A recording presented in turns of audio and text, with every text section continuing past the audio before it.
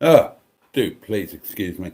Good evening, darlings, and the very warmest of welcomes indeed to Sunday Night Live, where we sit and reflect over the week that has passed, and we wave it away, and we welcome in a new week, which, as is traditional in this part of the world, we're going to begin the new week with a Monday, and talking about beginnings, what a lovely way to begin a live stream. We are welcoming no fewer than two new channel members, although one has been a channel member before, the lovely Richard Mann, who is now once again a channel member of the Momo and Chutney variety, no less.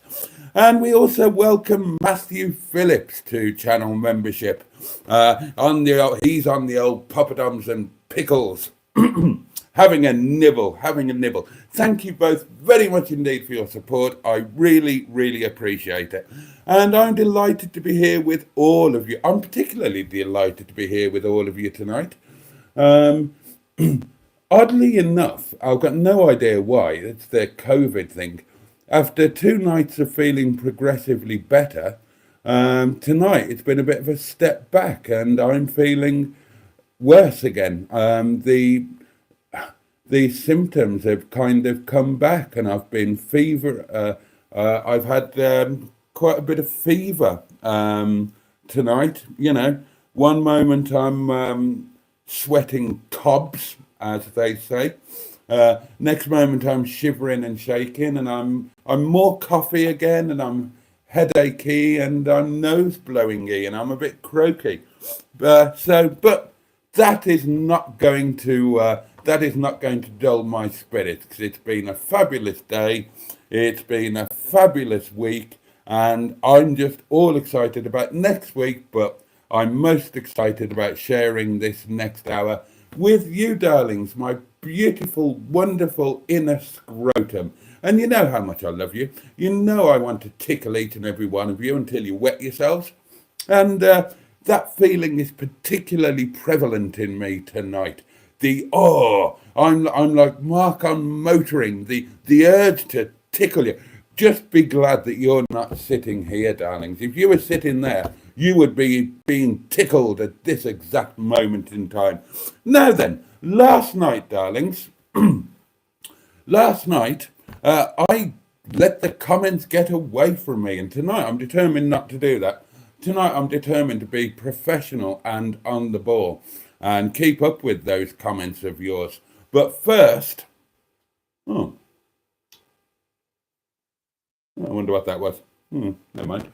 But what am I going to do with this now? Hang on, I'll put it in. But first of all, I'm going to have a sip of my wine. Oh, somebody's commented.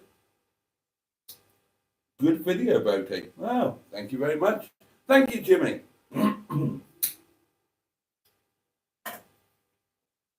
Now, if your comments allow me to, I'd like to speak about my videos on the channel.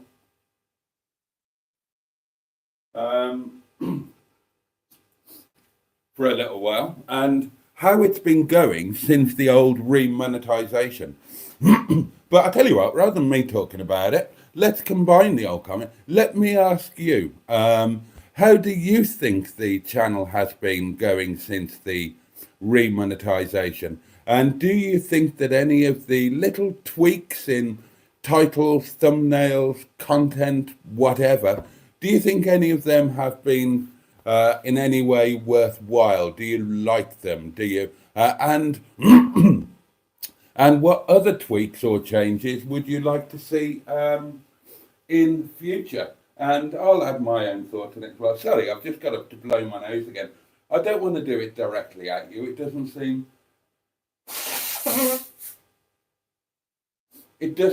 seemly. It's a bit. Now, I don't know if it's because I'm a fan of Monty Python that I think that. but I do think it's a bit insulting to blow your nose directly at somebody. Blow my nose at you and call your door opening request a silly thing. One more time, unclog my nose in your direction. Do you know what I mean? I just feel that if I sit here and just blatantly blow my nose at you, next thing I'm going to be going, oh, I haven't read a single comment and the phone is ringing. Oh, dear God. At least it's making a proper noise. Good evening, caller. Good evening, sir. It's Mr. Stephen Parry from Port Sunlight in the Wirral, the Leisure Peninsula. How are you, my dear chap? Not too bad, thank you, sir. How was the roast dinner? Absolutely unbelievable. Are you in the Facebook group? Yes, I am. I've seen you on the stage video. I've seen your breakfast. Oh yeah. Well, I haven't looked at the Facebook yet. Oh right, I am on Facebook. Yeah. There are pictures in the Facebook group, and it was absolutely unbelievably good. It was tremendous, beautiful. Oh, so good. Thank God I managed not to balls it up. Cooked it pretty much perfectly, he said humbly. I'm looking forward to my roast dinner next weekend because I'm going away for the weekend. Oh, where are you off to? I'm going to Port Maddox. Oh, that's Maddox. Lovely. Yeah, going to a campsite with the family, with entertainment and everything.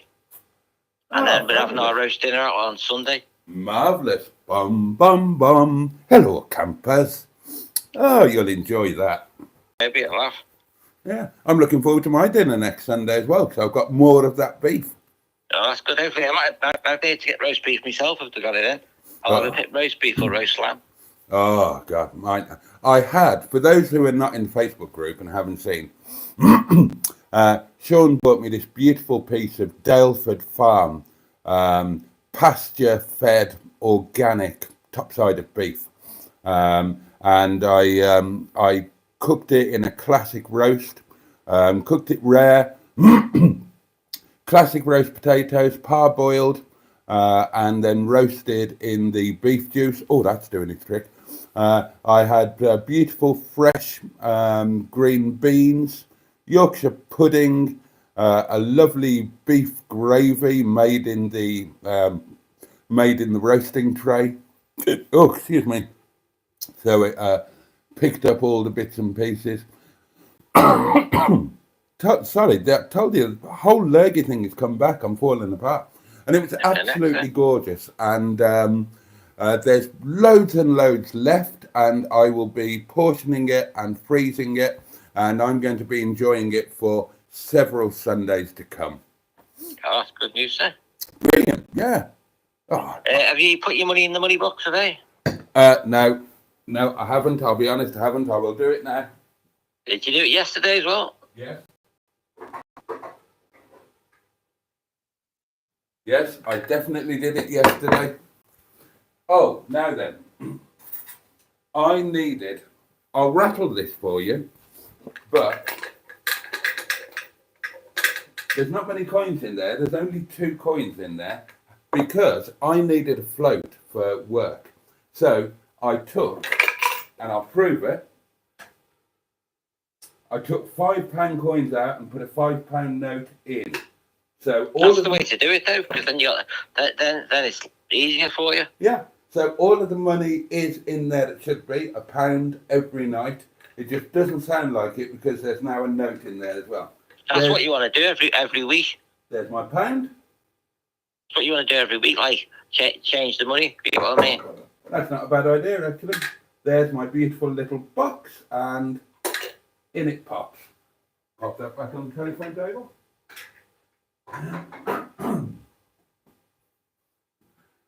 Yeah, that is probably a good idea. Change the coins up every now and then.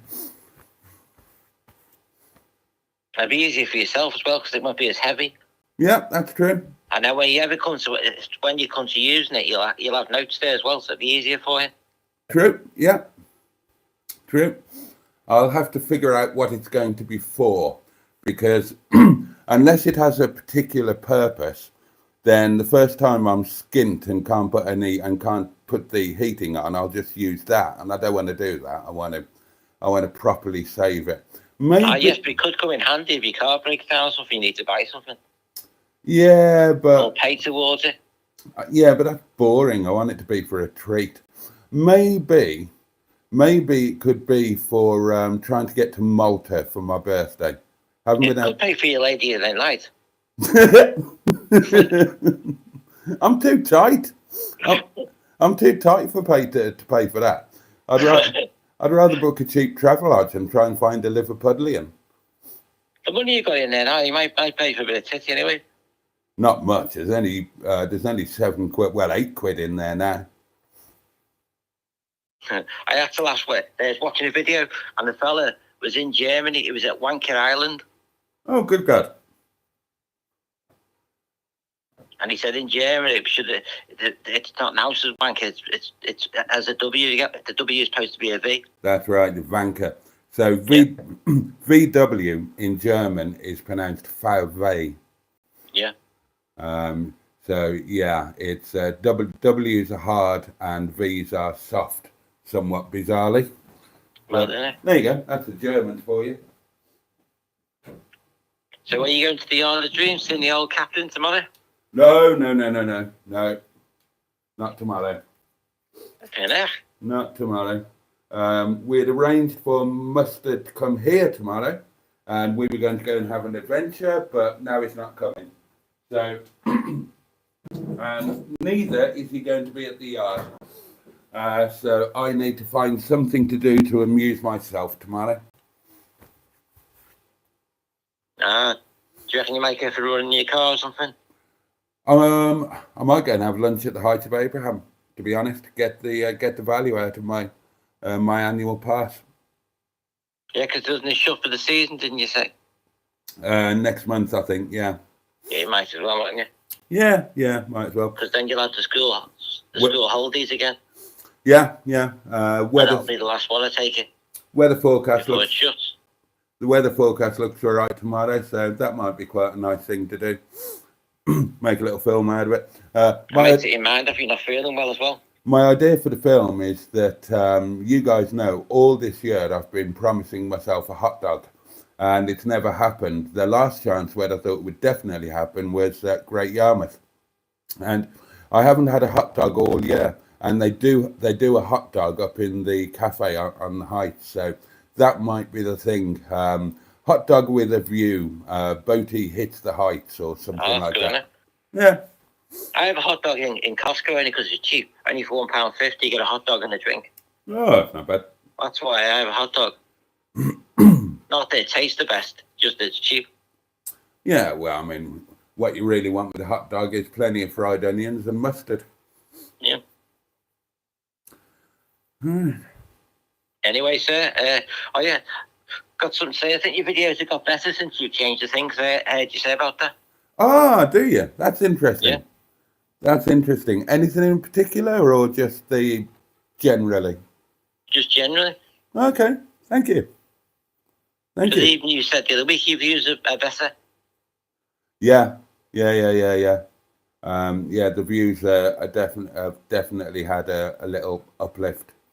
I'm definitely noticing that, and the comments are becoming a bit busier as well. So that's why I wanted to get you guys' feedback, because some things seems to be working a little bit, and I just wondered what your thoughts were on everything. And it's just a shame what he did to you, but it was nice and short the other week.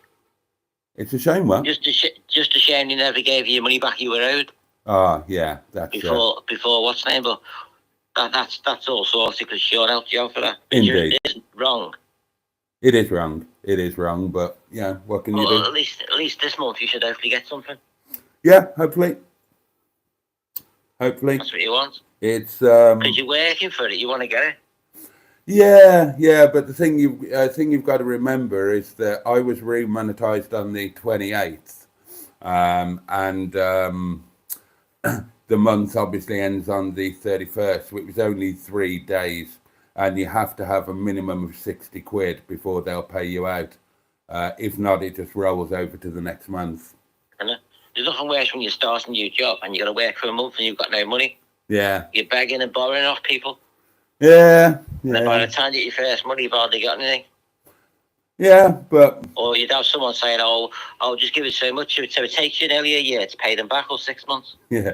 But look, I'm remonetised. That's the main That's what thing. you wanted. That's what you've been after all the time, anyway. Yeah, absolutely. It was a bloody long 3 months, but in the long term, I think it will be a positive thing because it forced me to make some changes, made me rethink a lot of things, and I think I'll look back and see it as positive. But it just, And plus, you had a nice summer with Emma yeah, that was as fabulous. well, That was great. and having the matron down, Mm. Yes, indeed. and Yeah. also having Neil and what's the name of yours? Yes, yes. When are they due down next? I'm not sure. I'm not sure. They haven't booked anything. How is our Neil these days, anyway? Because I know one of his stitches weren't healing worthy. He's okay. He's okay. He's been through some other stuff, but hopefully it's all going to it's all going to end up being a positive, although it hasn't seemed. Hopefully, it's like worth that. looking after him.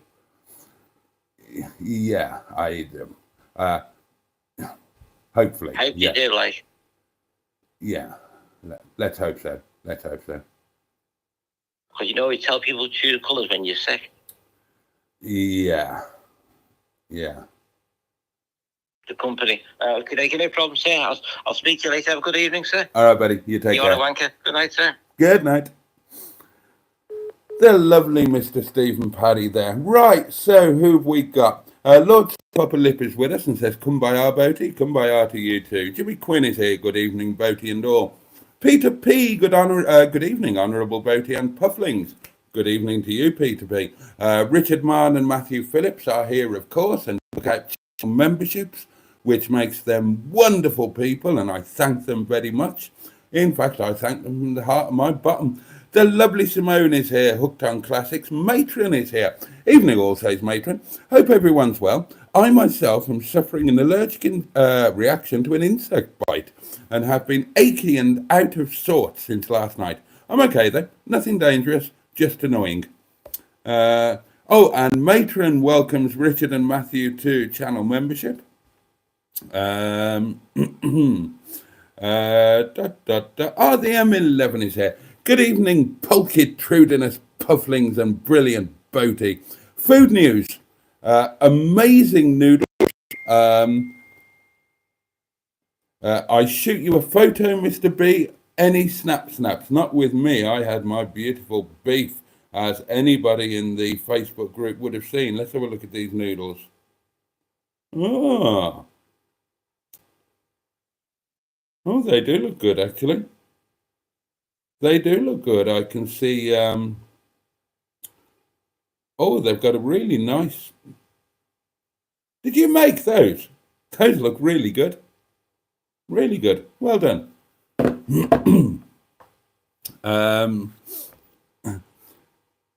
Greetings, Honourable Bunch, says Alan Simpsons. Greetings to you, O mighty keeper of the little chef Anarachnis. My food today, says Matron, was salmon omelette. Oh, yes, Emma made them from scratch based on my recipe. They look fabulous. And you've got, from the look of it, they look like restaurant dish. So you obviously got the mixture of the soys and the oyster dead right. And very interesting looking because not too heavy on the noodles. You've kind of gone heavy on the veg, haven't you? And lighter on the noodles, and it looks really good. That looks fabulous. Chapeau. I take my hat off to you. Matron's food was salmon omelette, baby leaves, cream cheese, and the omelette cooked it. And the omelette was cooked in a little coconut oil. Oh, excellent. Good. Simone is managing to eat something now. Simone's been feeling a bit emotionally under the weather. And like a lot of people, psychosomatic goes to the stomach. She hasn't had much of an appetite, but hope that, yeah, happily she is eating again now. I think, didn't you have fish and chips last night, Simone, after not eating for a while? So that's good. That's good. You look after yourself, my lovely. Let us know if you need a Red Cross parcel sending. Your food sounds bizarre, Tracy, says Emma. I doubt there will be any snaps with you. Oh dear, oh dear, dear. My food tonight, says Alan Simpson, was an M&S spag bowl. Most tasty. M&S are the best, I approve, Alan, and I'm envious, says Matron. God, do people buy spaghetti bolognese? Would you not just make it? Alan says M&S are pretty solid. You know you'll always get something tasty. The question is, would it be as tasty as a staff curry? Well, no, is the quick and easy answer to that. Few things in life are as tasty as a staff curry. And convenience microwave ping food is never going to come anywhere near, even if it is Marks and Spencer's. I mean, I agree, it's a long time since I've eaten at M&S or eaten stuff from M&S. But from memory, it did used to be a cut above other convenience food. But at the end of the day, it's still convenience food produced in a factory and pinged in your microwave. It's never going to be quite the same as home cooked goodness. But yeah, if you're going to eat convenience food, then M&S would probably be the way to go. I think Ocado are doing M&S food now, aren't they? One of the changes I think that I need to make is I need to start online shopping rather than nipping into Sainsbury's when I'm at work. I know it's a lot harder to shoplift online, but yeah, I think I might need to start doing maybe a twice weekly online shop because it's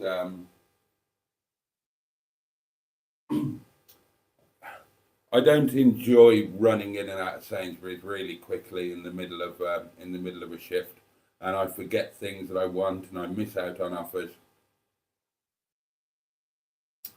Might be time to do the online thing. I was thinking about that earlier today. And then I don't have to rely on my elderly man's memory. I can plan my menu for the week, which means lunches. You know, every night now I'm eating the same thing. Every night I'm eating staff curry with rice and roti. And I'm very happy about that, and I don't see any reason to change it. But I can plan my lunches and get my shopping accordingly. I mean, let's be honest. So much of my food comes from the restaurant that the majority of what I buy from Sainsbury's is butter, demerara sugar, and wine, and Vimto, and that's pretty much it. My coffee I order from Amazon, and that comes on. I have a monthly subscription for my coffee, so I don't have to worry about that. But yeah, I'm going to start doing online shopping.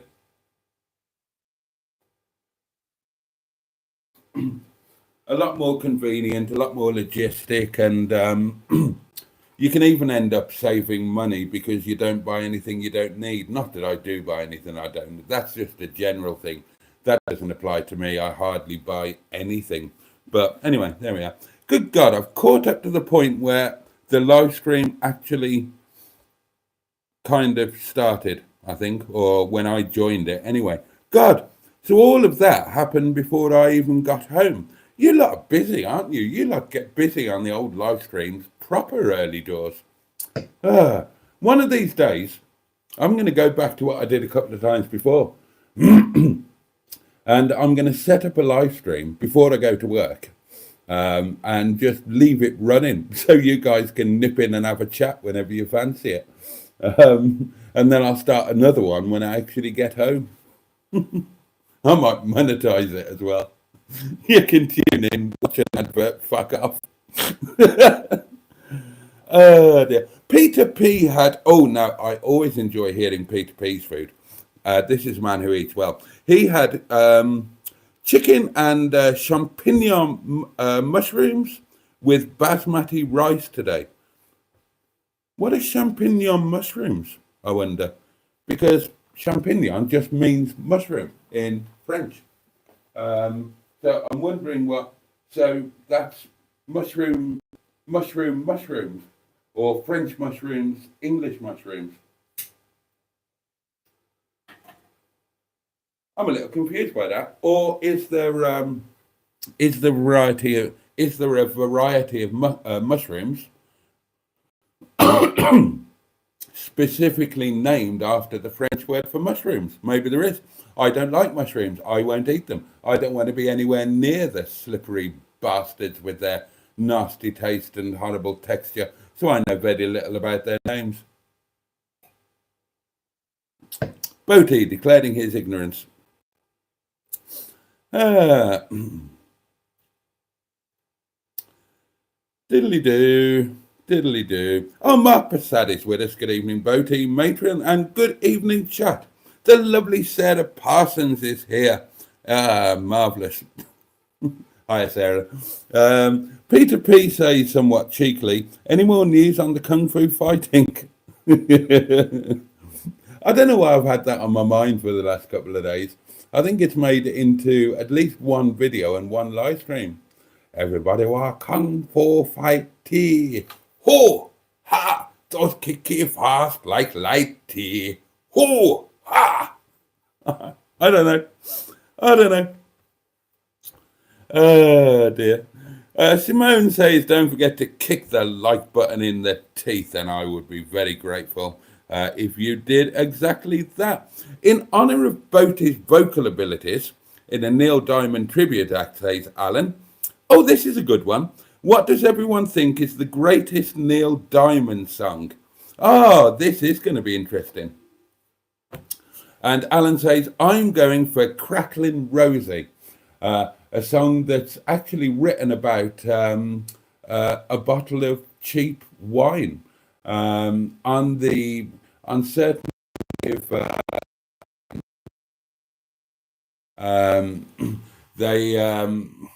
they used to, the men, the single men used to sit around the fire at night, and they used to drink this really cheap rosé wine, and they called it Crackling Rosie. And because they didn't have a woman, their bottle of wine became their woman for that night. And that's actually what the song is all about. But this will be interesting. What you think is the best or your favourite Neil Diamond songs? I can really get into this because I can tell you what my favourites are, but I can tell you what my favourites were to sing, what my least favourites were to sing, and there's one very famous Neil Diamond song that I refuse to sing at all, and I never sang it once throughout my career, not even once. And it's one of the very, very, very well-known ones. Very well-known ones indeed. So we've got Crackling Rosie so far, and I can report that that is a song that I like. I can report that that is a song that I love to sing. I love to sing Crackling Rosie.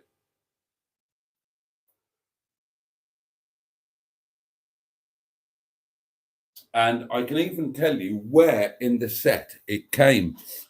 Crackling Rosie came in the second half of the set, right towards the end, and it was one of my last three songs. I always did the same trio of songs to end the show, and then I would do one song as an encore. Let's turn this into a quiz, right?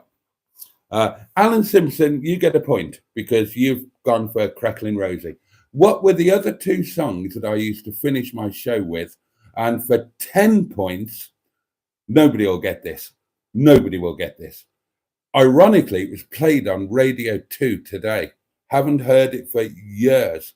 What song did I do as my encore? If anybody can get that, I'll be very impressed. So you're guessing. Um, I used to do 3 songs to end the show. Crackling Rosie was one of them. What are the other two? And what song did I do as the encore? Go for it. Do your guesses. Love talking about this.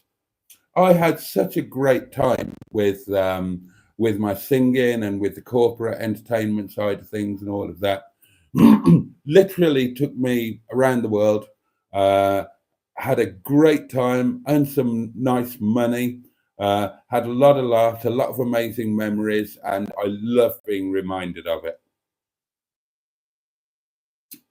I could talk about this for literally a whole night. Fuck that like button up, says Emma. Throaty Boaty, says Alan. I am a bit. Oh, COVID, says Maitland. The gift that keeps giving. I was still feeling crap and testing positive after 3 weeks. Also, my sense of smell and taste was askew for many months. I'm getting a bit bloody bored of it now. I've been on a bit of a high the last 2 nights because I was just feeling that bit better. Just basically the symptoms alleviated. And then tonight they're back. I've got a proper headache. Like I say, I've had fever. I've had fever this evening.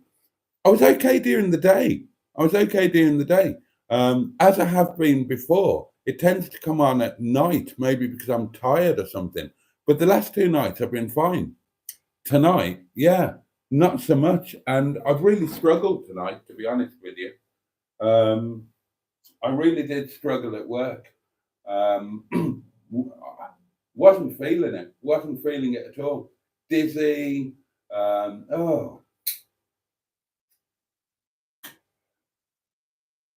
I didn't dare try and serve any food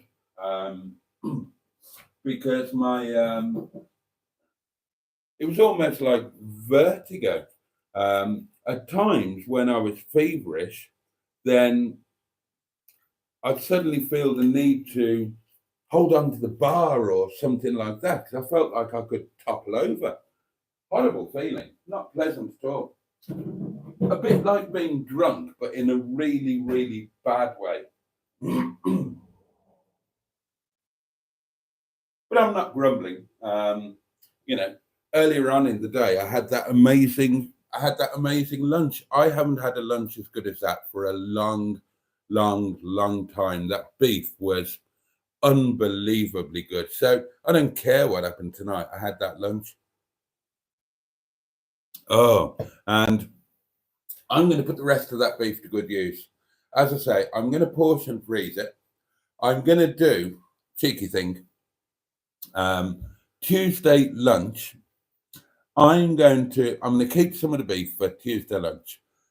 And I'm just going to have that amazing beef with chips. I know, don't judge me.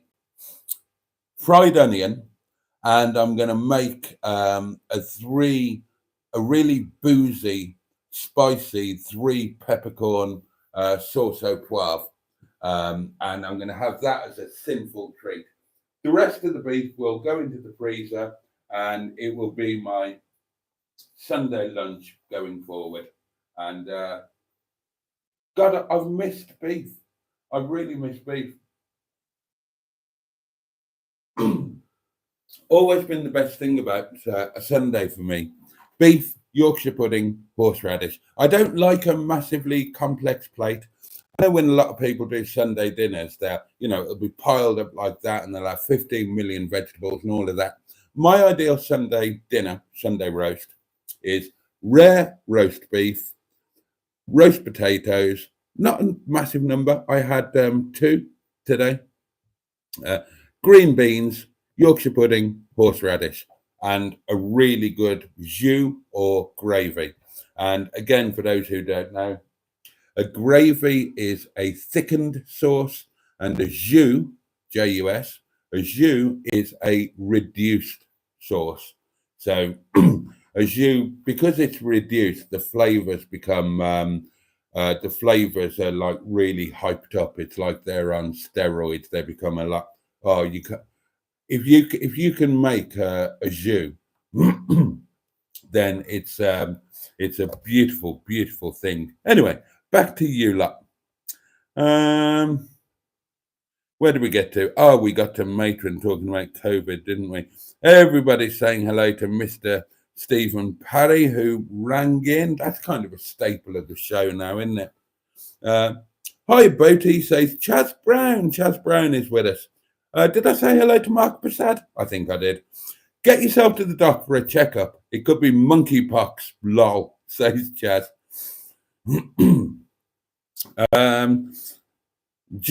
God, what the hell's that? GTAVMJ185 says, my girlfriend called me fat, so I've come here to sulk. Oh, you're welcome to sulk with us. We will all sulk with you. And, if you are generously proportioned or traditionally built, then you're in good company, because I am just the same.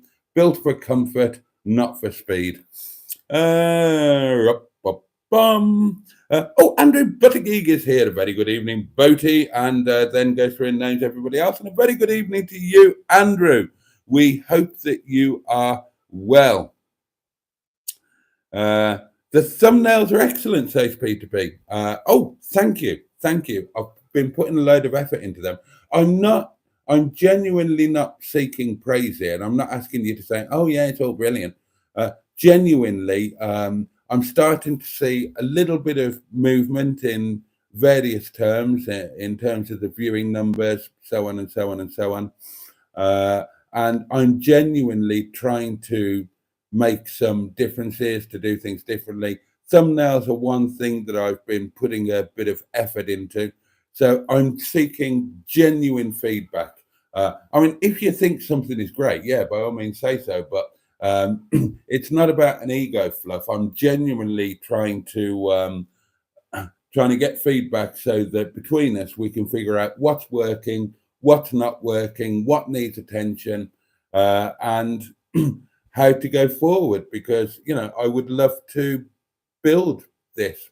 I would love it to become. I love what we've got, and I suspect that the inner scrotum will always be the most special thing to me, and I suspect that that's always going to be a quite small and tight knit thing, and I'm more than happy with that.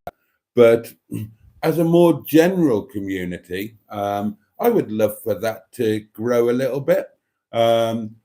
Partly because, well, let's be honest, my income will increase, but also because I know that this has made a difference to some people, and I would love it if it made a difference to more people, including me. Well, me, first of all. It's all about me.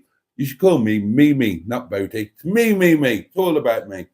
So, yeah, genuine feedback on what's working, what isn't, what I should be paying attention to would be really, really welcome. And I will genuinely, and anytime anybody does give me advice or tells me that something is crap, I genuinely try to take it on board. So yeah, I've tried to improve the thumbnails. That's one thing. I'm trying to make the content a little bit different in some ways. I've tried to improve the visuals of the video simply by sorting out the camera settings. That's a big thing. I've noticed the difference, particularly in the driving shots. Since I've changed the camera settings, I think the driving shots have really, really come alive. I can really see the difference in those. Obviously, I invested in the gimbal to try and improve some aspects of the visuals. And thanks to the lovely Sean, I will be improving the audio. I've still been practicing with the microphones. Tomorrow, I'm planning to use them properly for the first time. So, yeah, do please give me your feedback on that. If I'm going to be out and about at the Height of Abraham tomorrow, then microphones will be a good thing. So, yeah, so these are things that I've been working on, and I would just value feedback on. Anyway, the M11 says, I've already told you anyway, but I like the wider variety of topics, the snappier editing, and the busy and quirky thumbnails. Oh, well, yeah, I've also been told that my thumbnails are too busy. And that, yeah, you did say that you love them, Emma.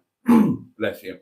I've also been told that they're too busy and you can't work out what's going on with them when you look at them on a phone in a list of videos. So I don't really know what to do with that. The last few, I've tried to make them a little bit less busy.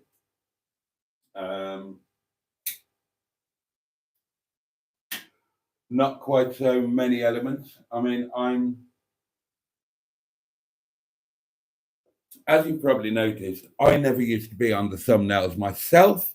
And now I try to make sure that I am on every thumbnail.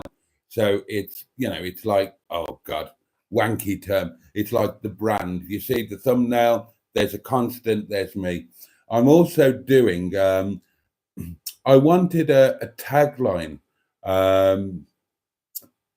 Like all of Sean's videos have got living alone in Wales.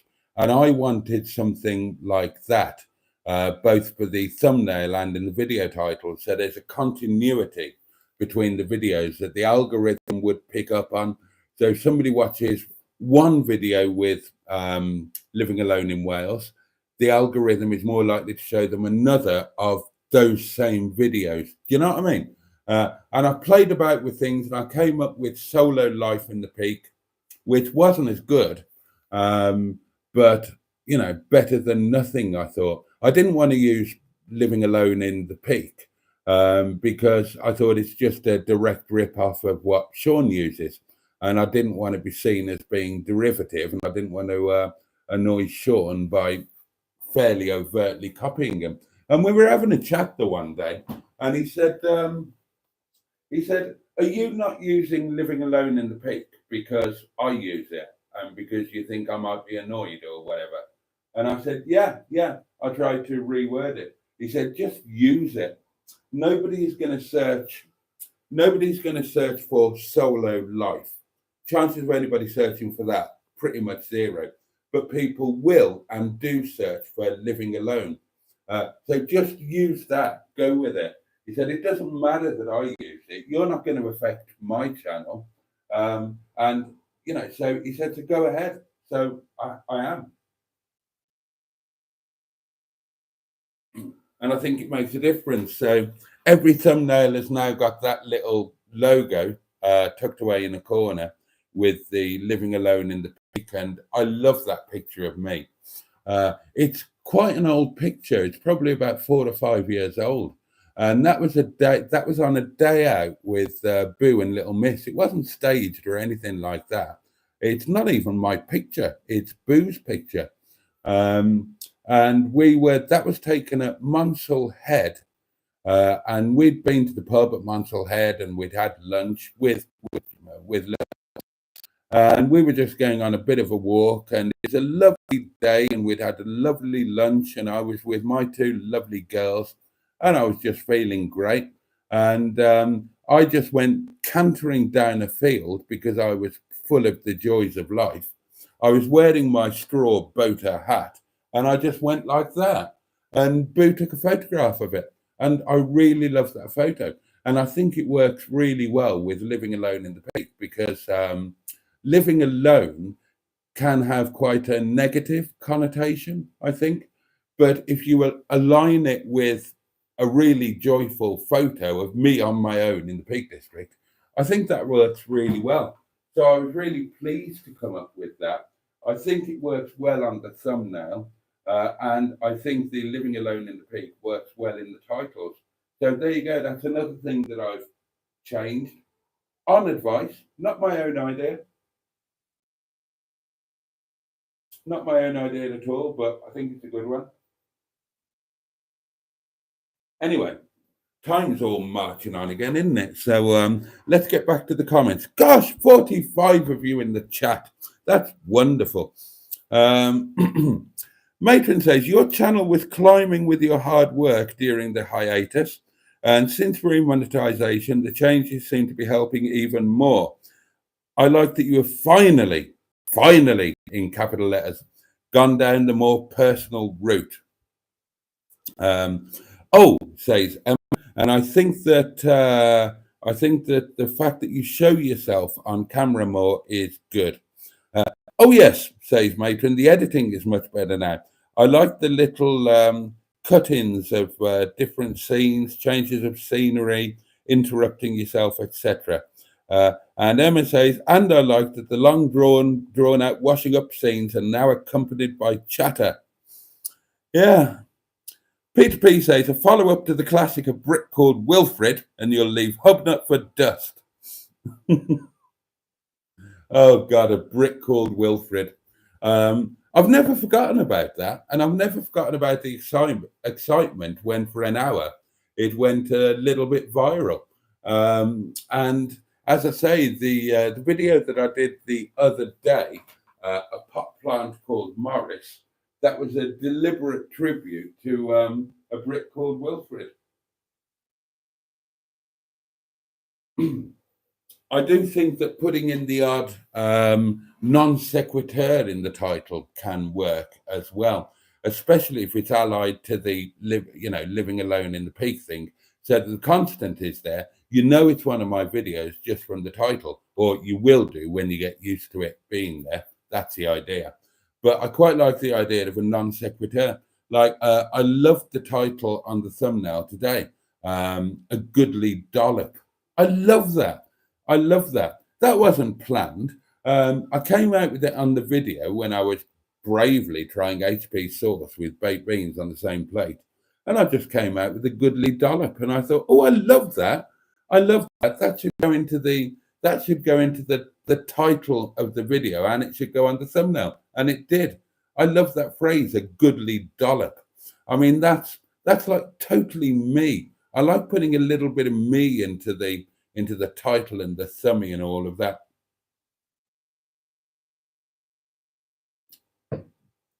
I can't think of many other channels that would title a video a goodly dollop. I just love that.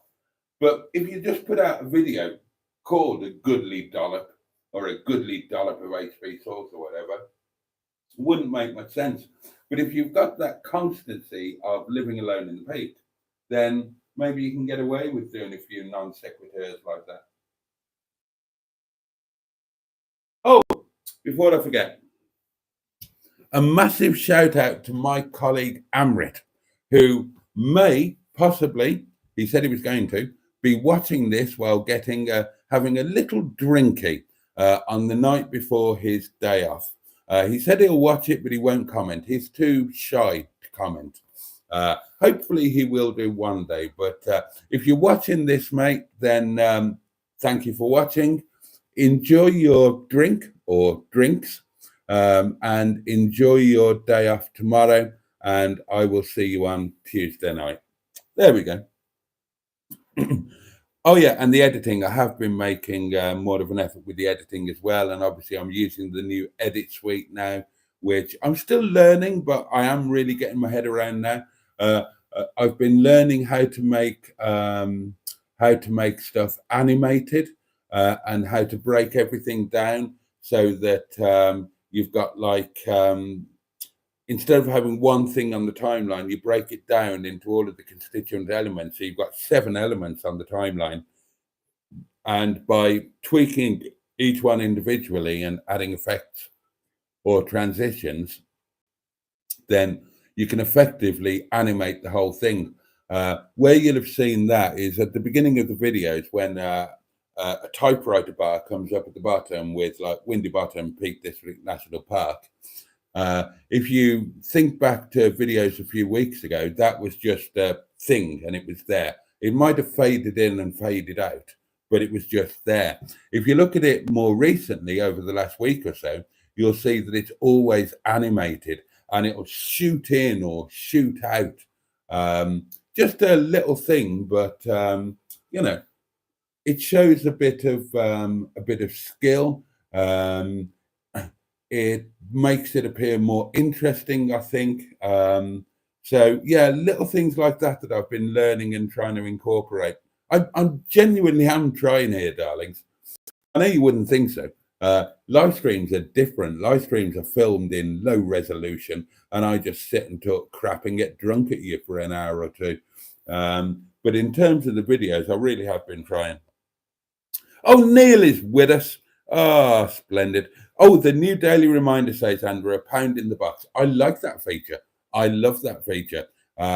In fact, I'm gonna put the pound in the box on video every night now, so you can see that I'm actually doing it. Neil hopes that everybody is well tonight, and we hope the same too. Agreed, Matron and Emma, says Alan. I feel like we're getting to see more of and to learn more about Boaty, the man, the enigma. I'm not much of a bloody enigma, am I? A fat old bloke living in a damp cottage in the arse end of nowhere. That's the enigma. Dear.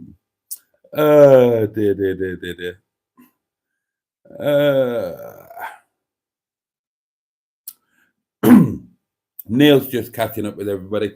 Emma says, yay, Heights of Abraham. Wish I could come. Ah, honestly, I wish you could too. I wish you could too.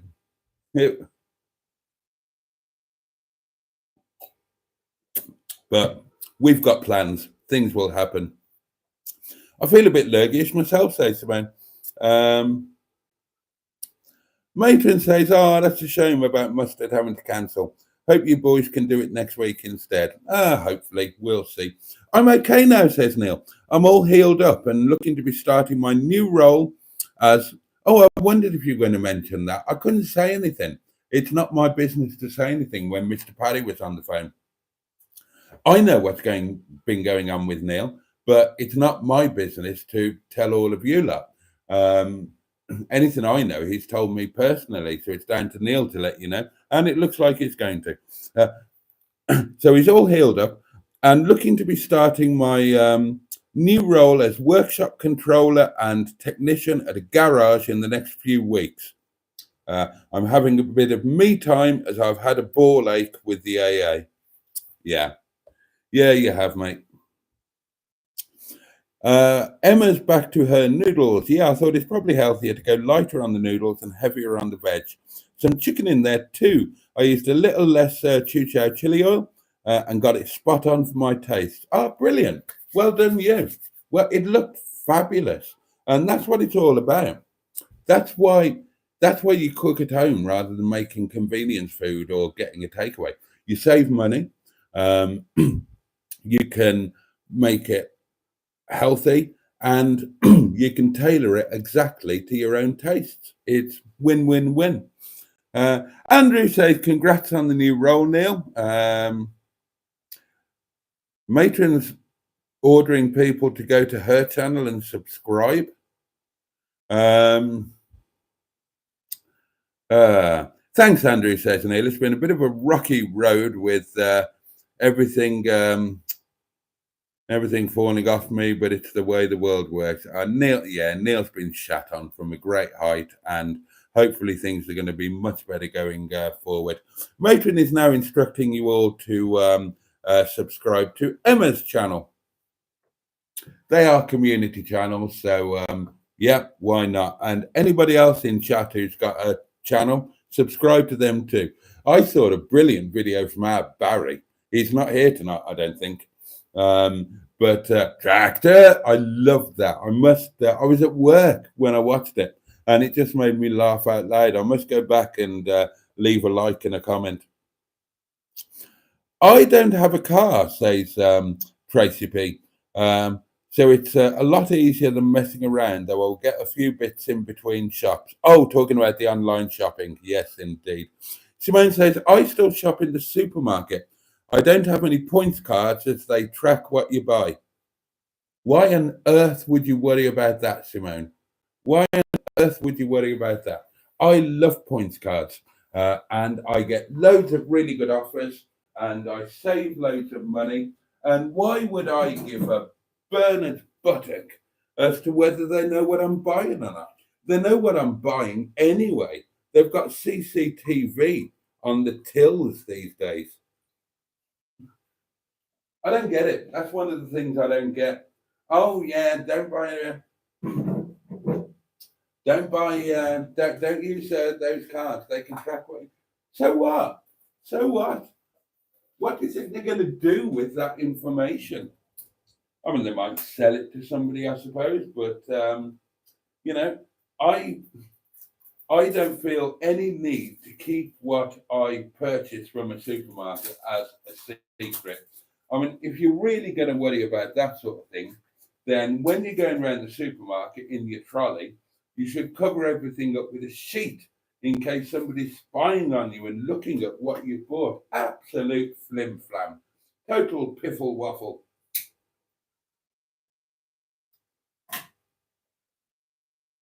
All I know is that because I shop at Sainsbury's and because I use my Nectar card, then every week I get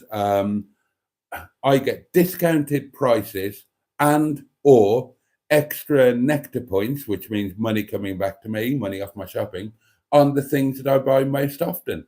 Why would I not do that? So if you don't use loyalty cards, then you're just biting off your nose to spite your face. Because unless, am I missing something? Can anybody tell me how Sainsbury's, knowing what I buy, um, could possibly come back to bite me in the arse? It's absolutely ridiculous.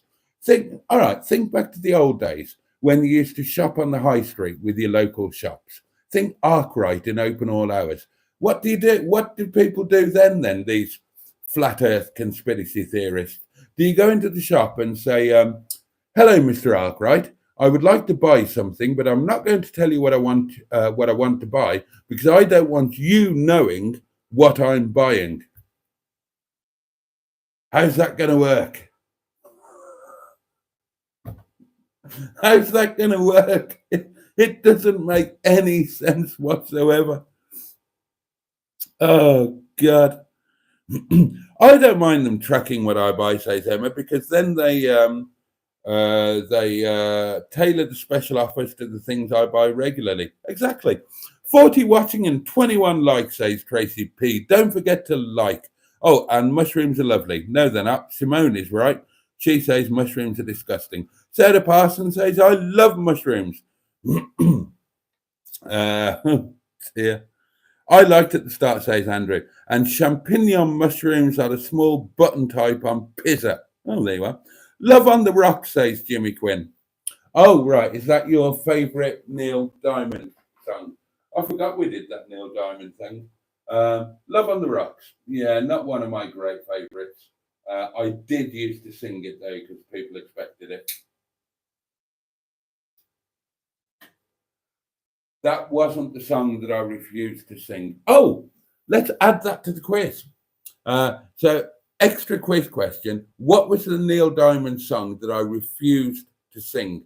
And bear in mind, I'm a Neil Diamond tribute act. I never sang it. Even if it was requested, I never sang it. Guess what that one is?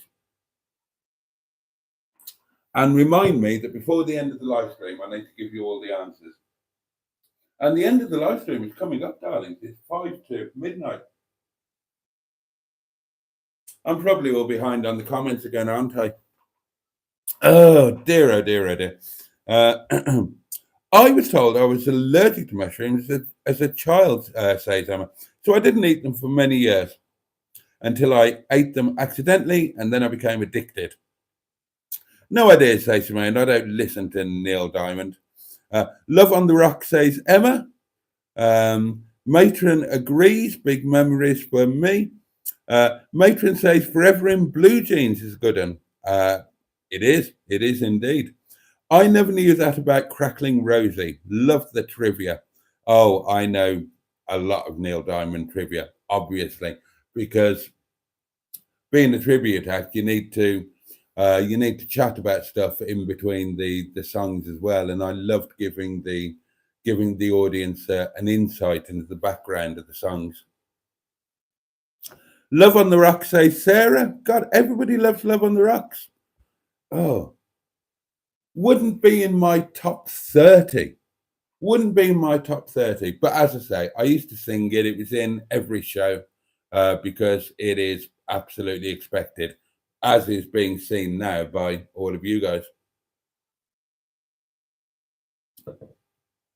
I preferred singing it to listening to it because it's one of the songs that I sang particularly well.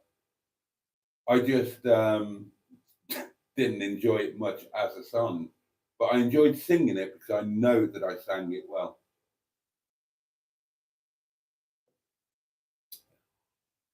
I used to see people in tears in the audience sometimes.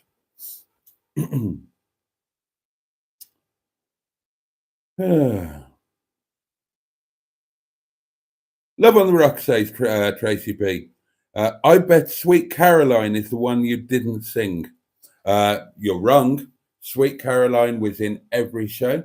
And Sweet Caroline, well, in fact, you've got the three songs between you now.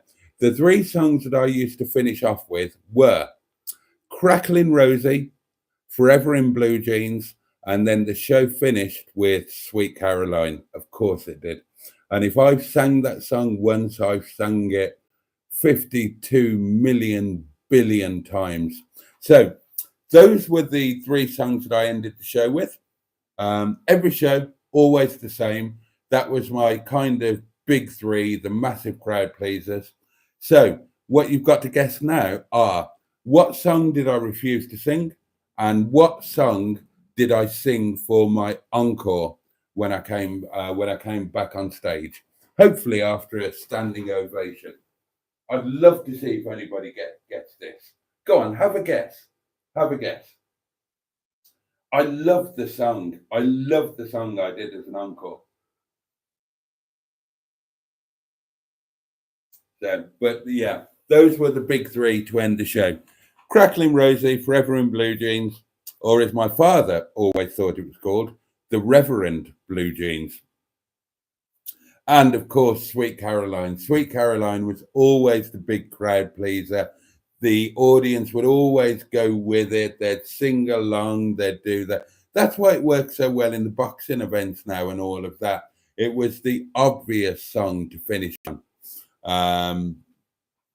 And I did a really heavy up tempo version of it. Sometimes you'll hear it slowed down. No, I went big with Sweet Caroline. It was a really heavy crowd pleasing number.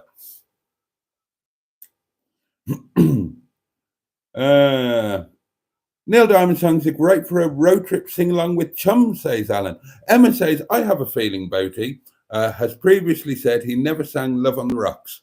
Let's see if I've remembered correctly. No, you haven't, Emma. I used to sing Love on the Rocks in every show. The reason why you've heard me talk about it was because the long time ago, the very first time I did a wedding, I forgot to change my set list and I sang Love on the Rocks at a wedding, to my eternal shame. I mean, I managed to make a bit of a joke of it because I was halfway through the song when looking at shocked faces that I realised that, yeah, this is totally inappropriate. And I kind of got away with it. I kind of said, look, this is my first wedding. I've forgotten to change the set list. Sorry about that, guys. And I kind of got away with it, but that's why you've heard me talk about it. But no, Love on the Rocks was very definitely in every single show. Shiloh, says Jimmy Quinn. I love Shiloh. Shiloh when I used to have a cat called Shiloh. When I was living with the lovely Sasha, and we were engaged, we had two cats, and they were both named after Neil Diamond songs, and they were called Suleiman or Sule and Shiloh. I love the song Shiloh. I love it. Didn't go in every show because not everybody loves it, but I used to love singing it. And it's a song that I love to listen to, so much so that I named a cat after it. Yeah, Shiloh and Sulima, they were lovely. When we split up, Sasha got custody of the cats and pretty much everything else. Bless her. She was a good kid, way too good for me. All of my exes were way too good for me, if I'm honest. Oh, Shiloh and Sulima. They were lovely cats as well. When I was on my own, I had a cat called Mrs. Postlethwaite for a while. But yeah, Shiloh and Cinema. Summer Love is a lovely track, as is Hello Again, says Matron. The Jazz Singer is a wonderful album generally. Was America the encore? Asks Alan Simpson. No, no. America, I opened the second half with America and went big with that one too. Emma, I think it's Sweet Caroline, says Matron, although I'm not sure. No. Desiree, says Jimmy Quinn. No. Hot August Night, says Andrew. Well, what do you mean by that? Hot August Night was the name of an album, not a song. And funnily enough, the tribute act itself was called Hot August Night.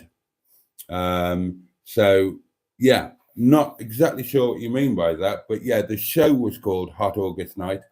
Hot August Night was the name of a Neil Diamond live album, which was filmed at the Greek Theatre, and then there was a Hot August Night 2, which was also filmed at the Greek Theatre, but there was never a song called Hot August Night, although there is a song where Hot August Night are the first three words of the lyrics, and that's where the album title came from. But the song was not called Hot August Night. I think I won a scratch card with my answers of Neil Diamond songs Boaty didn't sing. Lol, says Matron. We should bring the scratch cards back. Oh, that used to be a bit of fun, didn't it? When Matt used to bring scratch cards to the restaurants, and we used to have a quiz, and whoever won the quiz won the scratch card, and I would scratch it off live. And if they won, I would PayPal them the money, and if they lost, well, obviously they didn't even get their bus fare home. But we should maybe we should go back to doing that. Maybe that's something that we should bring back. Alan Simpson says, Crackling Rosie, Red Wine, and I Am I Said for the trio? No, just Crackling Rosie.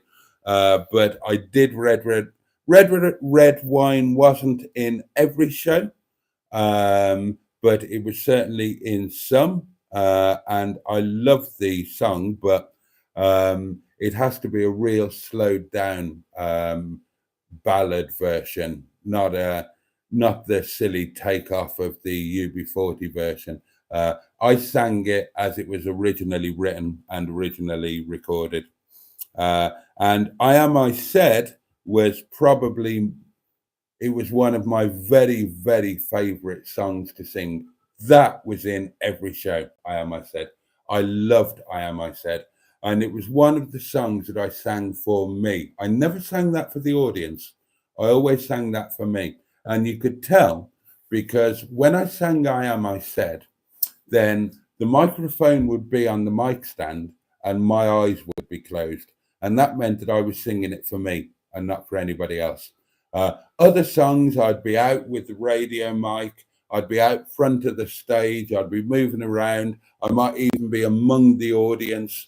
I Am I Said, then I was standing still, eyes closed, mic on the stand, and I sang it for me. I adore that song. I absolutely adore that song. 44 watching. Smash that like buttons back doors in. Oh, we're up to 25. We're not doing badly. Peter P says, Matron, we haven't had scratch cards on this channel for a long time. I think we should bring them back.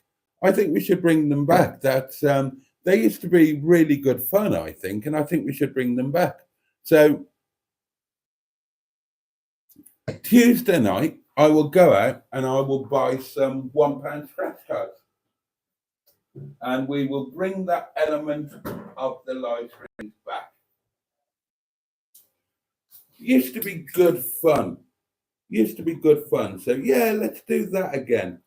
I mean, it's my little way of potentially giving a little bit back to you, isn't it?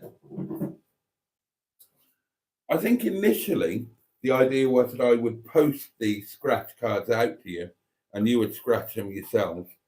But that kind of seemed a bit daft, spending money on postage when there might not be a winning card. And it made more sense for me to scratch them. Oh, excuse me. Oh, my body is falling apart. Made more sense for me to scratch them live and send you the money if they were a winner. Heartlight, says Jimmy Quinn. No, this is definitely a video you need to make, Boaty, says Matron. Throwing out the songs that you did sing and asking the viewers to decide what you didn't sing and what their favourites are. Oh, I suppose I could do, couldn't I? I suppose I could do.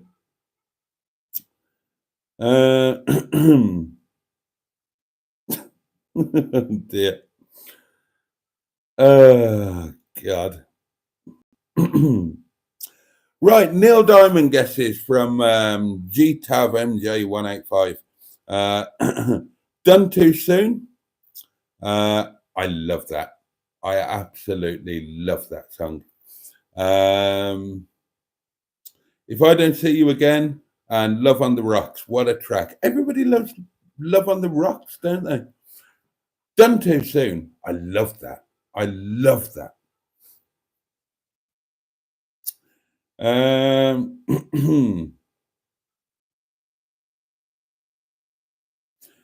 What does everybody else think, asks Emma. Do you prefer plain or busy thumbnails?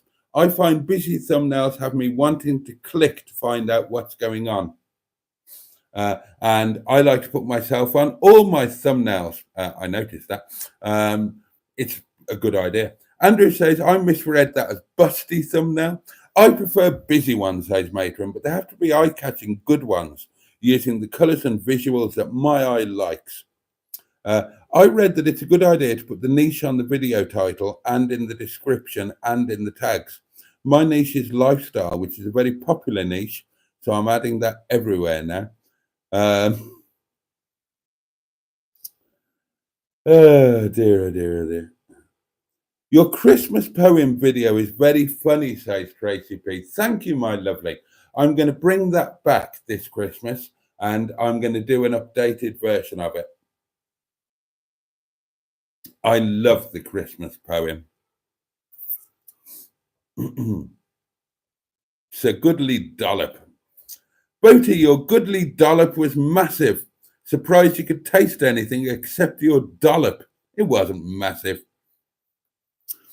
A brick called Wilfred, says Andrew. It's a travesty Hollywood haven't made a film yet. It would be a blockbuster. I see what you did there. Buddy and Nan is here. Good evening, Boaty. My first time on your live stream tonight. Usually I'm in bed before 10 o'clock. Well, welcome. Welcome indeed. And thank you for your lovely comments on the videos. And sorry for keeping you up so late. You might have gone to bed now. But thank you for joining us. You might want to join us tomorrow when we start at 10, a little bit earlier. And maybe you could stay with us for the first half an hour or so, given that earlier start. But it's lovely for you to join us. Thank you so much. I love it when a new name pops in, especially when I recognize them from commenting on the video. So I know it's somebody who's watched some of my stuff. Who would play the brick, asked Peter P. Matt Damon, says Andrew. And Peter P says George Clooney would play Boaty, of course. He's a midget. I want a tall actor. A brick called Wilfred, says Matron, the blockbuster that Hollywood has no idea they had made, and then kindly puts the link. Emma says, Boaty, I will try and send you details for a YouTube account tomorrow so we can try and sort out whether I can join you tomorrow night. Sorry I haven't done it yet, but I couldn't be asked. Oh, well, that's perfectly understandable. Perfectly understandable, Emma. Soundtrack by Alanis Morissette. Oh, God. Alanis Morissette. Oh, she was so lovely. Um, Brilliant track. Video from Barry. I agree. Andrew says, Boaty, it's not what you buy, it's your personal details. As you said, your details are on sale to third-party doings. That info is used for targeting ads and other nefarious things. Yeah, well, YouTube do it, Facebook do it, everybody bloody does it. So you might as well get some benefit from it. You're not going to be able to escape that if you use the internet, or even if you go into a store. So you might as well get the rewards that they offer you for doing it. Sorry, I just don't buy into that. I just think it's balmy.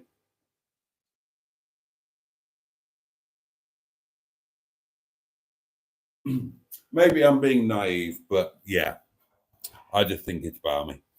Hope you enjoy your Sunday lunch, says Buddy and on. How was Sean's topside? Unbelievable. Unbelievable. Don't know if you remember the Facebook group, there are pictures in there. And in my next video, or one of the next videos, I will put the pictures of the lunch in. I didn't film it because I don't film on Sundays. And even if I did, I wouldn't have filmed it because I was already feeling the pressure of cooking such a ridiculously expensive piece of meat. And I didn't want to add to the pressure by bloody filming myself doing it. It turned out perfect. I can cook beef and I can cook it very well. And it was beautiful. I did everything right. It was at room temperature.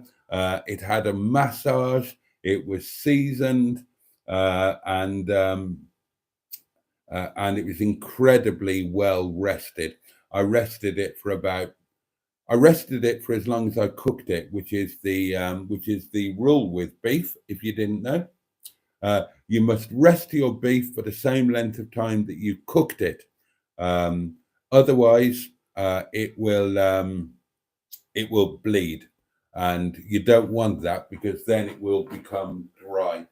I cooked that piece of beef for about 52 minutes, and I rested it for about the same length of time.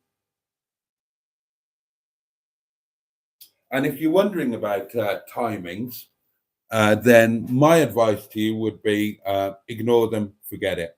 The guideline on the label will say cook it for 20 minutes per 500 grams plus 20 minutes on top. Right, forget that. Treat it right. And when it comes to a joint of beef, you need two things. You need eyes and you need fingers.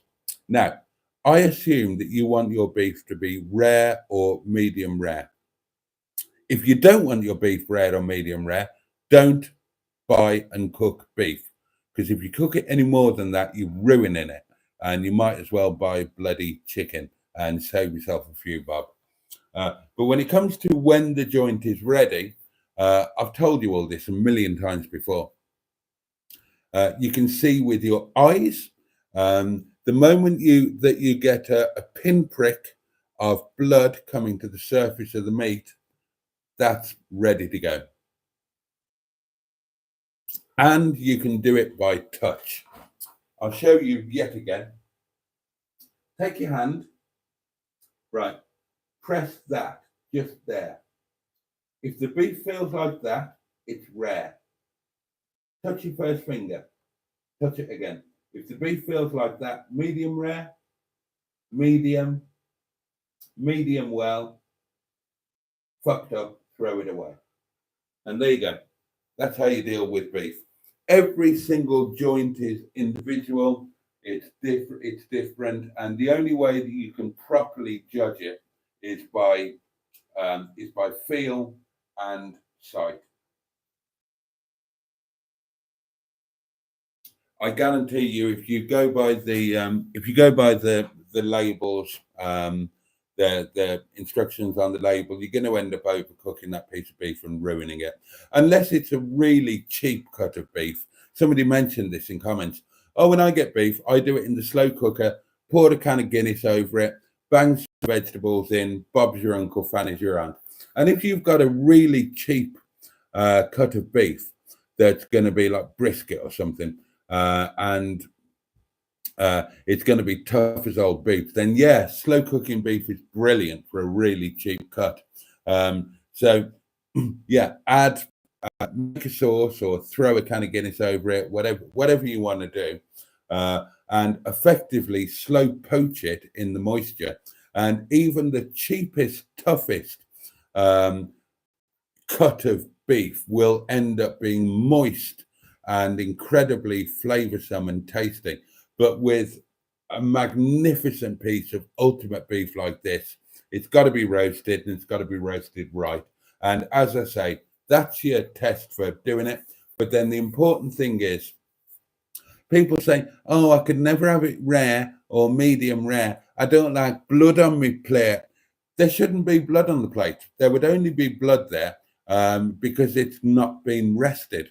Now, take your beef. When it's cooked, you take it out of the oven and you rest it.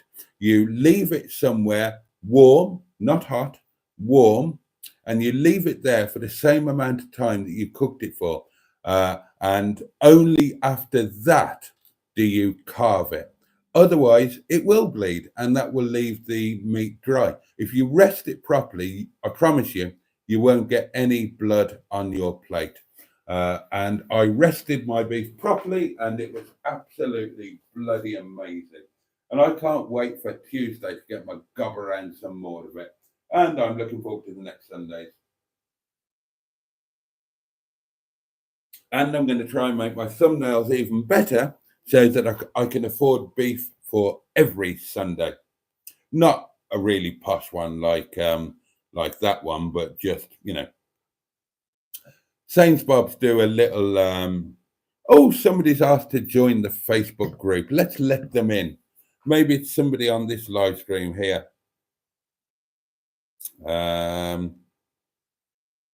Well, they haven't answered the membership questions, but I don't care. I'm going to let you in anyway. There you go. Welcome, Charlie. Welcome to the Boaty's World Facebook group. It's very slightly above average. What time is it? Oh, I should have gone 23 minutes ago. Loyalty cards are a fallacy, says Simone, and the savings are false. I used to work in Tesco. I know what they do. I used to work in Sainsbury's. They're not a fallacy, and the savings are not false. I don't know where you're going with that.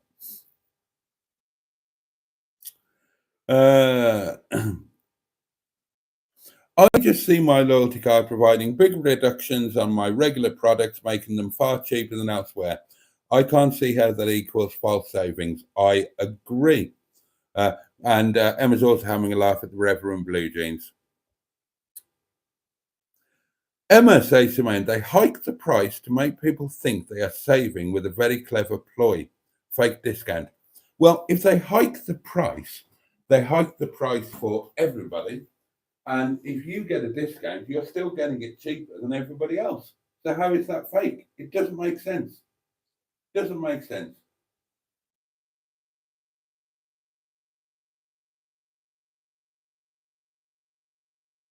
When I worked for Sainsbury's, this is what I used to tell customers who came up with stories like this. And I said that if you came into our shop twice a week, 52 weeks of the year, and one time when you were in here, you got your hanky out of your pocket to blow your nose, and you dropped 4 £50 notes on the floor, would you bother to reach down and pick them up? And they said, well, of course we would. It's £200. I said, well, by not having the nectar card, what you're doing is not bothering to pick those 4 £50 notes up. And that's exactly what it is. That's exactly what it is. If you're genuinely concerned about your the privacy and security of your personal data, then it's really quite simple. Do not use YouTube. Do not use Facebook. Do not use anything on the internet. Do not use internet banking. Do not use a credit card. Do not use a debit card. Do not walk on the high street where there is CCTV. Do not shop in any shop that has CCTV.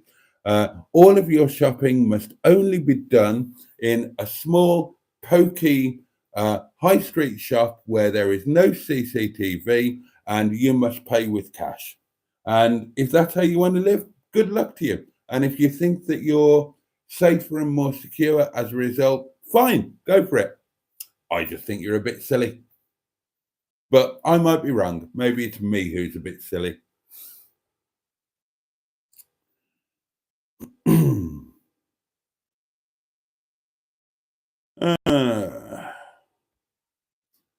Cooking Fat was not a Neil Diamond song. Ah, no, Cooking Fat wasn't. Cooking Fat's real name was Daisy.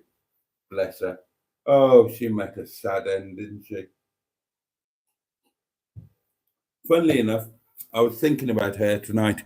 Right, let's play through these comments. I need to. Right, it's coming up to past. I can't go any later. I've got stuff I need to do tomorrow.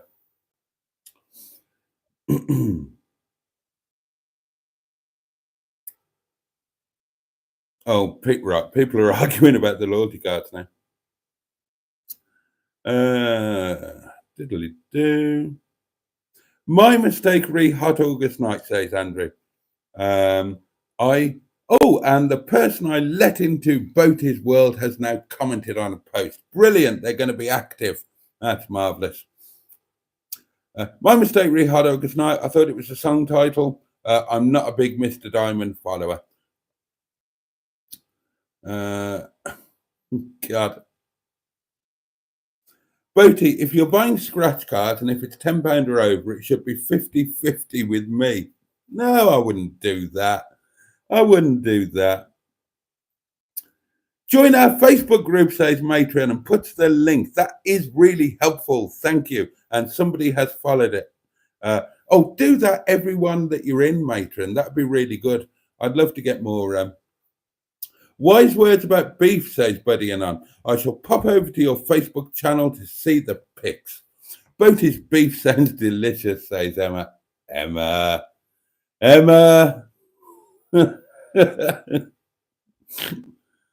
Oh, dear. Touch me. I want to feel your beefy. Good God, I've actually caught up with the comments. Right, okay. I will remember to give the quiz answers because none of you got it. And do say good night. Peter P says, nighty night, all you goodly dollops. I love that. Yeah, you are my favourite goodly dollops. Right, say you good night. I'll have a quick puff. 3, 2, 1. Open the fridge door. Oh, I really must get some oil for those hinges. Say your good nights and then we will bugger off. I will answer the quiz questions. Between you got the trio that finished the show. So that's Crackling Rosie, Forever in Blue Jeans, Sweet Caroline, Where It Began.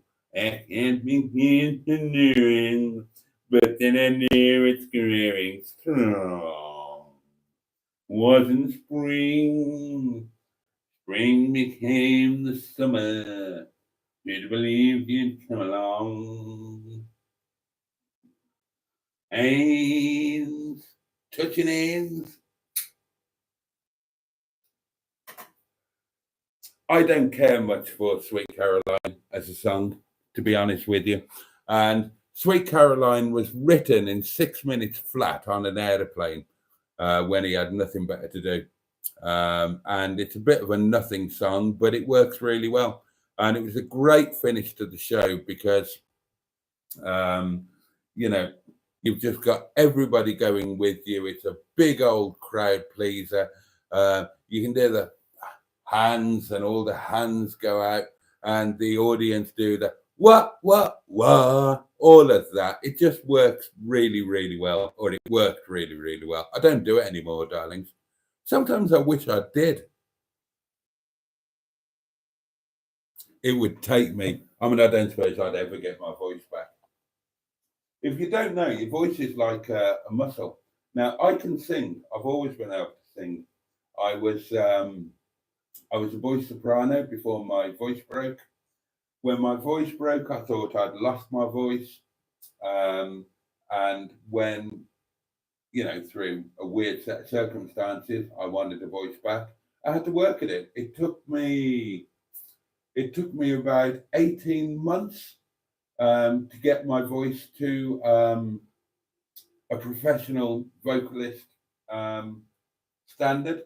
And that was training my voice day in, day out. Your voice is a muscle. You might have a talent or a timbre, and I did have a timbre, but you still have to work on it. And when you don't work the muscle atrophies. So I couldn't get up now and sing like I used to when I was doing it. I mean, I'd probably be better than average, but I wouldn't be anywhere near the level I was at because it goes away. And I've never really tried. My last gig, as I've told you all, was my own wedding reception.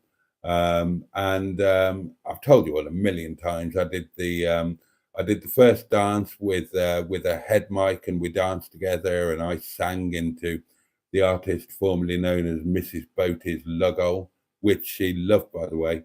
She thought that was amazing. She loved my voice, bless her. She was a good egg. I miss her. And about, I don't know, maybe 6 or 7 years after that, the kids took us out in town, and we went for cocktails, and then we went for a meal, and then we ended up in a pub that had a karaoke, and I didn't want to do it, but they shoved my name down or whatever, and I ended up getting up on this bloody karaoke.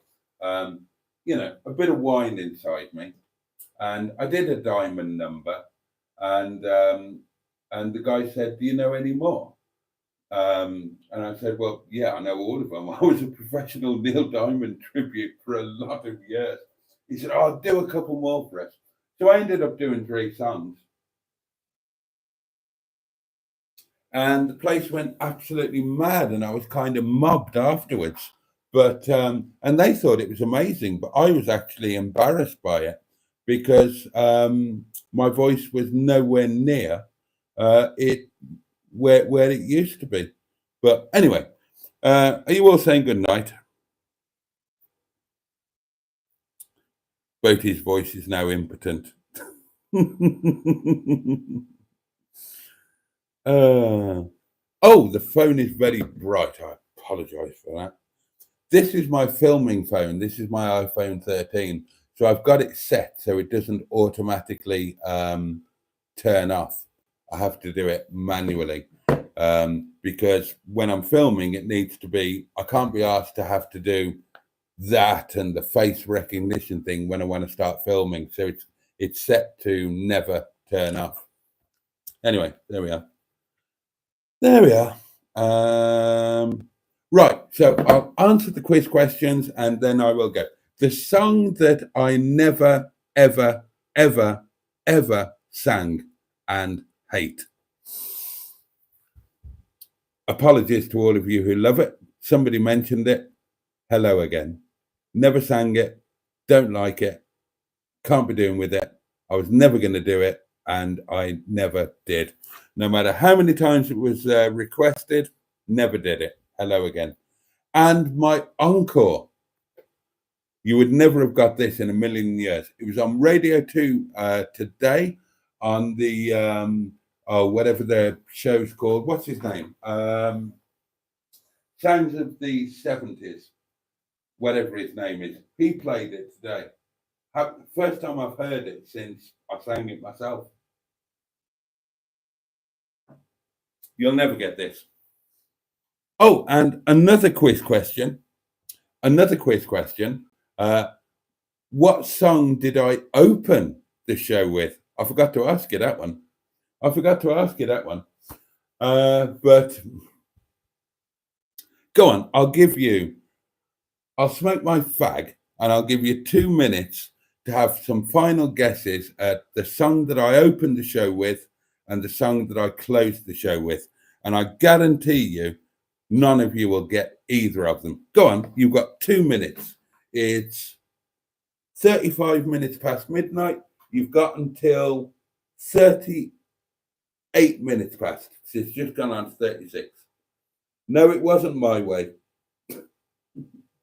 I did it my way. Yes, there were times, I'm sure you knew, when I bit off more than I could chew. Bloody My Way.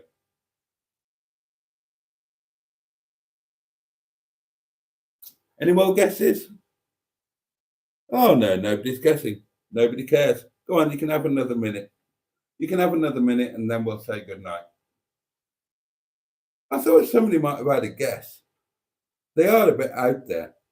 You might not have even heard of them. In fact, nobody's guessing, so I will just tell you and then I'll bugger off. Get some supper.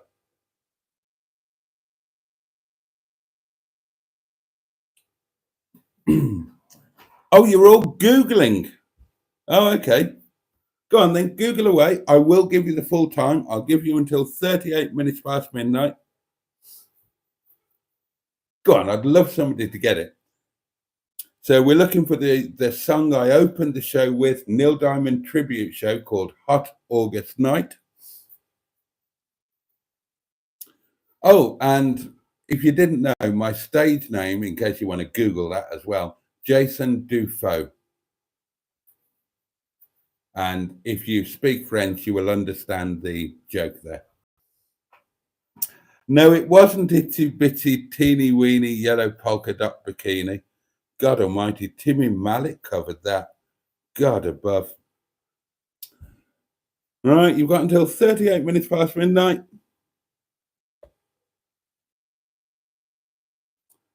No, not Song Sung Blue. Oh, that was another one I never sang. I never did Song Sung Blue. I forgot about that one. I didn't like that either. I thought it was incredibly boring and I never once put it in a show. Doofus? No, not Doofus. Who the F is Tink? Right, that's it. It's 38 minutes past and I need to bugger up. So I opened the show with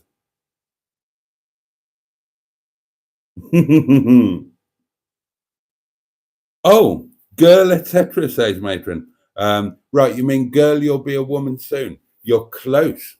Girl, you'll be a woman soon. Where the first half of the show, after the opening number, then I would do a bit of talk to the audience and I would tell them that in the first half of the show, I was going to go through the earlier Neil Diamond songs and I was going to do them in chronological order. And Girl, You'll Be a Woman Soon was the first song of the first half. Not the intro song. That's the other one that I'm going to tell you in a minute. But then when I'd do my chat, I'd introduce myself, I'd say hello to the audience. You do your bollocks, you do your research as to wherever it is in whatever part of the world you are. And I did this all over the UK. I did it all over Europe and I did it in America. And you do your bit of research for the particular place that you are.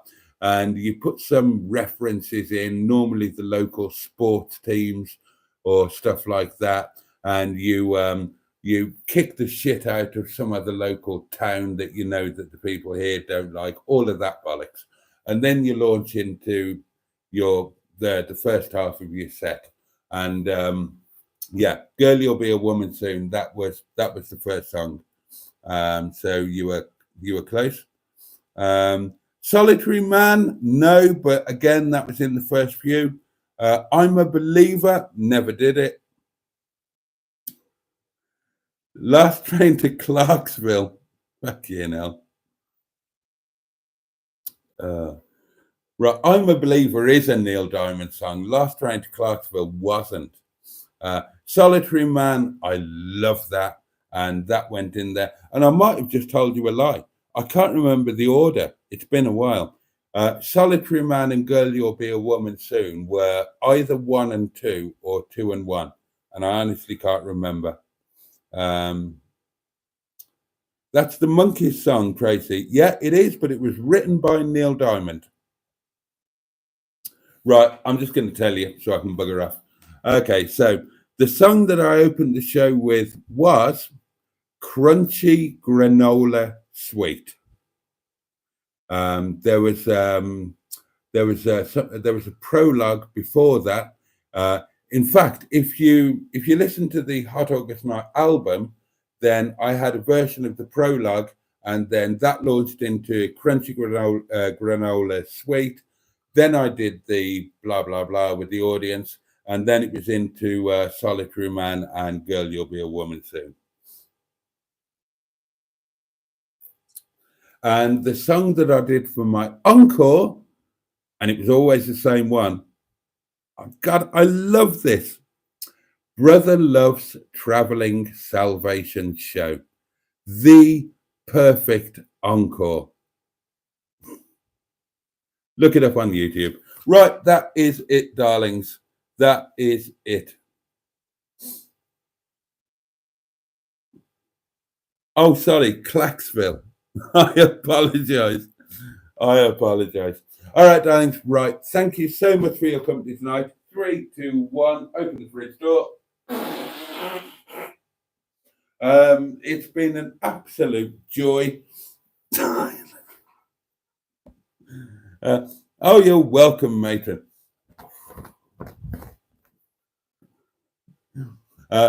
Please, if you're able to, consider joining myself and possibly the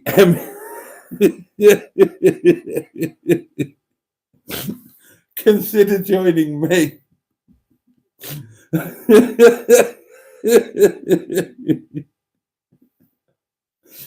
If you're able to, consider joining myself and possibly the lovely Emma, the M11, Emma Lemon. Consider joining one or both of us tomorrow night at the earlier time of 10 o'clock. Monday Night Live, 10 o'clock. There's no video going out tomorrow, darlings. Watch one of the old ones instead. Because, yeah, I don't film on a Sunday. I don't get time to edit on a Monday. Thank you, Jimmy. I appreciate that.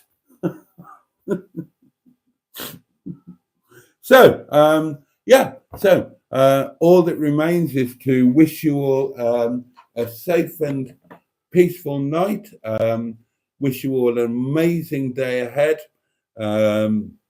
Take every little bit of joy from the new day and the new week that you possibly can. Join me, stroke us tomorrow night if you're able, and take really good care of yourselves. And if you're lucky enough to have people that you love and who love you, take really good care of them as well. I don't need fresh knickknacks. I don't. That is a calumny. That is a terrible calumny, matron. My knickknacks are absolutely fine. I don't have untrustworthy fridge door openings, darlings. Thank you, Jimmy. Oh, I love Peter P. That bunghole needs to bask in the garden. Prove it, says Emma.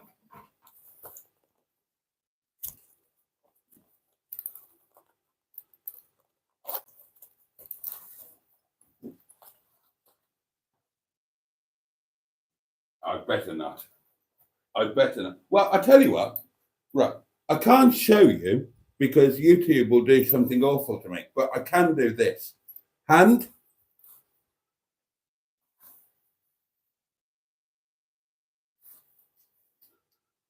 Not a problem. Fine. Anything else? Lovely. I can't believe I just did that. I'm not posting my underwear in the Facebook group, M11. Trust me, it's fine. Oh, look, right, bugger off, you lot. Right, come back and join me tomorrow night, the earlier time of 10 o'clock, if you would be so kind. I will do my trousers up. What do you mean, post it to you then, you pervert? I'll check it thoroughly.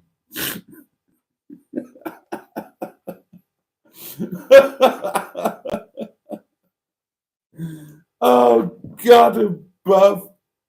Oh, and treasure it forever. Oh, where would I be without you lot? Oh, the land of the living, probably. Right, bugger off. Have a fantastic day tomorrow. Sleep well. Look after yourselves. Take care. Make sure you join me tomorrow night, 10 o'clock. Possibly with Emma, but with all of you lot in the comments. And we'll have a lot of fun tomorrow night, darlings. Oh, excuse me. Right, that's it. Love you all. See you tomorrow. But you, and indeed, boss.